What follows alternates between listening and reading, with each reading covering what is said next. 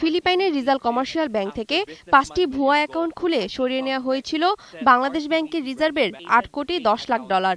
তবে বরাবরই ব্যাংকের কর্মকর্তাদের ওপর দায় চাপিয়ে দিচ্ছিল কর্তৃপক্ষ। নিউ ইয়র্কের ফেডারেল রিজার্ভ ব্যাংক ও বাংলাদেশ ব্যাংকের স্টপ পেমেন্টের নির্দেশ অমান্য করার পরও দায় এড়িয়ে যাচ্ছিলেন ব্যাংকের শীর্ষ কর্মকর্তারা।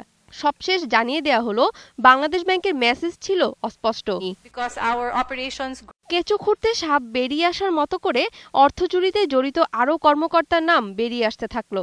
এমনকি ব্যাংকের নির্বাহী সহ সভাপতিও জানতেন বিষয়টি। সিনেট কমিটির শুনানিগুলোতে বারবার প্রশ্নের মুখে পড়ছেন ব্যাংকের প্রেসিডেন্ট লরেঞ্জো তান। তাই এবার তিনি চাপের মুখে অঙ্গীকার করলেন দায়ী প্রমাণিত হলে ফেরত দেবেন পুরো 8 কোটি 10 লাখ ডলার। প্রতি বছর বিভিন্ন কারণে আমাদের ব্যাংকের 1 থেকে 2 বিলিয়ন পেসোর ক্ষতি হয়। দায়ী প্রমাণিত হলে আমরা অবশ্যই অর্থ ফেরত দিতে পারব। বিপুল পরিমাণ এই অর্থ পেসোতে রূপান্তর করতে ব্যবহার করা হয়েছিল মানি এক্সচেঞ্জ প্রতিষ্ঠান ফিলরেমকে। চাপের মুখে আছে এ প্রতিষ্ঠানটিও।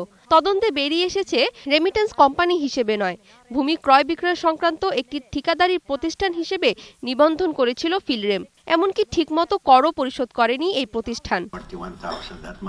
অভিযুক্ত ফিলরেমও বাংলাদেশকে 2 লাখ ডলার ফেরত দেওয়ার কথা জানিয়েছে।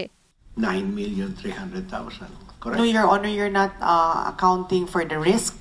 মহিতুন Riya, 21 television. You don't book risk.